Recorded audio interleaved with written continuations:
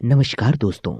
अगर आप लोगों को लगता है कि ये कहानी फेक या झूठ है तो आप लोग इस कहानी को गूगल पे पढ़ सकते हैं। मैं आप लोगों को इस कहानी का लिंक आप लोगों को डिस्क्रिप्शन में दे दूंगा। अगर आप इस कहानी को पढ़ना चाहते हैं तो आप लोग उधर जाके पढ़ सकते हैं। तो बढ़ते हैं आज की कहानी की तरफ। पिछले स्प्रिंग्स में बहुत खतरनाक बर्फीला तूफान आया जो कि पहले जैसा बिल्कुल नहीं था। बहुत तेज हवाएं, बहुत ही कम टेम्परेचर। मेरे पास महीने तक का राशन था और मैं घर में ही तूफान थमने का इंतजार कर रहा था कि मैंने कुछ आवाज सुनी। मेरे घर के बाहर लगी मोशन लाइट्स में हलचल हुई। इन लोगों ने मुझे कैसे ढूंढा, मुझे कोई आइडिया नहीं था। अधमरी हालत में जमे हुए लोग मेरे दरवाजे को मानो तोड़ने ही वाले थे। एक आदमी, एक औरत और 2 लड़कियां, सब बर्फ में लिपटे हुए। वो बिल्कुल भी तैयार नहीं लग रहे थे इस बर्फीले तूफान के लिए। तो मैंने बिना हिचकिचाहट के उन्हें अंदर बुला लिया।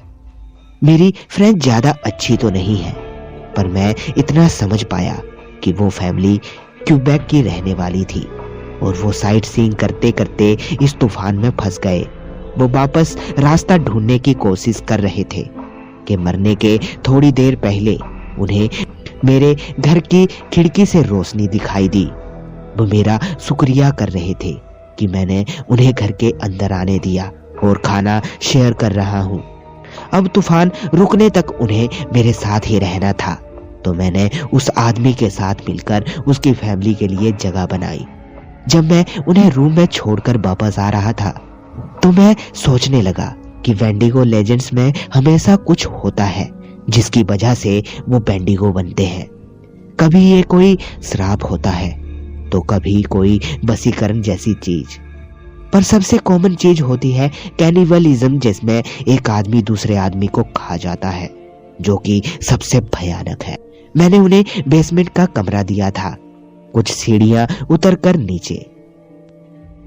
मैंने उस रूम की सारी खिड़कियां दरवाजों को चेनों से बांध दिया था ताकि वो खुल ना पाए, और उन्हें खाना पानी में दरवाजे के नीचे से दे देता था। जब उन्हें पता चला कि मैंने उन्हें बंद कर दिया है, कुछ 2-3 दिनों तक वो मुझ पर चिल्लाते रहे। शायद मुझे पागल समझ रहे थे। मैं उन्हें उस सिचुएशन में डालना चाहता था ताकि मैं इस एक्सपेरिमेंट को कामयाब कर पाऊं। मैं उन्हें कुछ दिनों तक पानी और जूस देता रहा, पर कम मात्रा में। मैंने पढ़ा था कि बिना खाने के इंसान 3 हफ्तों तक जिंदा रह सकता है। मुझे ये भी डर था कि कहीं कोई इनको ढूंढता हुआ यहाँ ना आ जाए, पर मुझे पता था कि इतने भयानक बर्फीले तूफान में कोई नहीं आने वाला और ये लोग भटकते भटकते बहुत दूर आ गए थे। मुझे सबसे ज्यादा प्रॉब्लम थी उनके चिल्लाने से, पर बिना खाने के उनकी एनर्जी भी कम हो रही थी। तो 2-3 दिनों में वो भी बंद हो गया। मैंने सोचा क्यों ना ये एक्सपेरिमेंट मैं इस फैमिली पे करके देखूं। सबसे बुरा था इस चीज की वेट करना, किसी इंसान के मरने का इंतजार करना, या ये इंतजार करना कि वो दूसरे इंसान को खा जाए। इतना वेट करते करते मुझे लग रहा था कि कहीं मैं गलती से कुछ खाना उनके रूम में भूल तो नहीं आया। इसी इंतजार में मेरे दिन निकल रहे थे कि एक दिन मैंने सोचा कि क्यों ना इस एक्सपेरिमेंट को अगले पड़ाव पर लेकर जाऊं। मैं उनके रूम में जूस दे रहा था कि अचानक एक बाजू ने मेरा पैर पकड़ लिया। मैं बहुत डर गया था। वो बाजू उस फैमिली की एक लड़की की थी। उसने अपना पूरा जोर लगाकर मेरा पैर पकड़ा हुआ था, पर मैंने जोर जोर से अपना पैर खींचा कि शायद उस लड़की की बाजू टूट ही गई थी, और वो जोर जोर से चिल्लाने लगी। और उसके पेरेंट्स मुझे रिक्वेस्ट कर रहे थे कि हमें डॉक्टर के पास जाने दो, बट अगर मैं उन्हें बाहर जाने देता तो ये एक्सपेरिमेंट का कोई मतलब नहीं रह जाता। उनकी आवाज, चीखों से मेरी रूह कांप रही थी, पर मुझे ये एक्सपेरिमेंट पूरा करना था। मैंने गाने लगाकर आवाज बढ़ा दी। ज्यादा दिन नहीं लगे कि उस लड़की की बाजू पर कोई भी दवाई ना लगाने की वजह से इन्फेक्शन हो गया था। बट उस लड़की ने काफी टाइम तक कंट्रोल किया। बट एक दिन उनके रोने की आवाज़ सुनकर मुझे पता चल गया कि वो लड़की अब नहीं रही। अब मुझे लगा कि टाइम आ गया है उनका पानी और जूस भी बंद करने का। मुझे लगा कि अब वो उस लड़की को खा जाएंगे, बट थोड़े दिनों में उसकी बॉडी की स्मेल पूरे घर में फैल गई। मैंने अपनी राइफल ली और उनका रूम खोला। पूरी फैमिली बिल्कुल पतली हो चुकी थी, पर फिर भी उन्होंने कंट्रोल किया हुआ था। राइफल से उन्हें डराया और दीवार से चिपक जाने को कहा। मैं उस लड़की की बॉडी के पास गया और देखा कि मैं अकेला इसे बाहर तक नहीं ले जा पाऊंगा, तो मैंने उस लड़की के पापा को हेल्प करने के लिए कहा। मानना पड़ेगा उस बाप को जिसने इस हालत में भी अपनी बेटी की लाश को मेरे साथ कमरे से बाहर तक लाने को मान गया। हम उस लाश को बाहर तक ले आए कि उसके पापा ने एक बेवकूफ़ी भरी हरकत की। उसके शरीर में जितनी भी ताकत बाकी थी उसने सारी लगा के मुझे मुक्का मारा और मैंने उसके सर पे राइफल का पिछला हिस्सा मार दिया। वो ज़्यादा जोर से तो नहीं था, पर उसकी बॉडी में अब उतनी ताकत ही नहीं बची थी। वो नीचे गिर गया और एक दो बार झटपटा कर वो भी मर गया। मैं घर के बाहर खड़ा था, आसपास बर्फ और दो लाशें देख रहा था कि अचानक मेरे दिमाग में एक आइडिया आया। हम जब भी शिकार पर जाते थे तो पापा हमेशा एक तरकीब सिखाते थे कि जब भी शिकार पर जाओ तो शिकार को ललचाओ।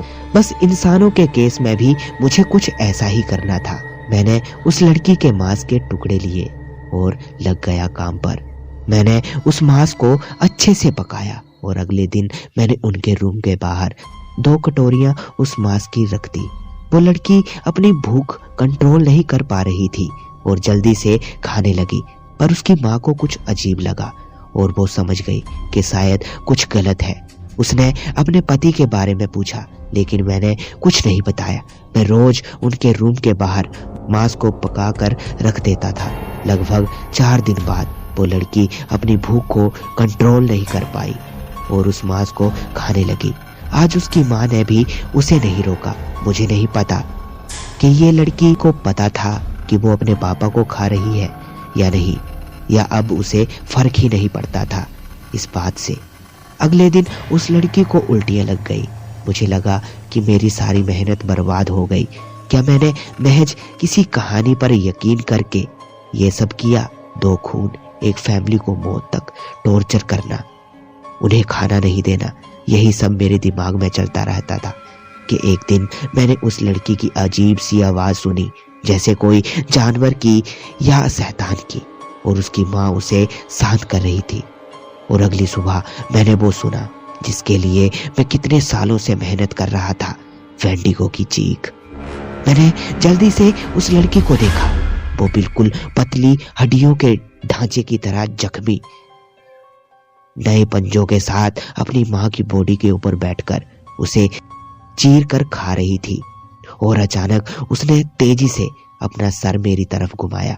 पूरा मुंह खून और मांस से भरा हुआ वो मेरी तरफ आने लगी और मैं जल्दी से वहां से भाग आया। अब मैं एक दुविधा में पड़ गया था कि वाह, मैंने एक वेंडिगो देख भी लिया और बना भी दिया, पर अब मैं उसे अपने घर से कैसे निकालूंगा?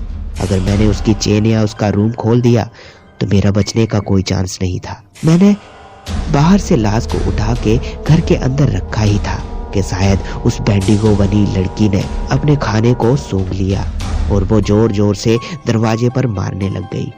मैंने उस लाश को किचन की तरफ रखकर आराम से उसके रूम को खोला और दरवाजे के पीछे छुप गया।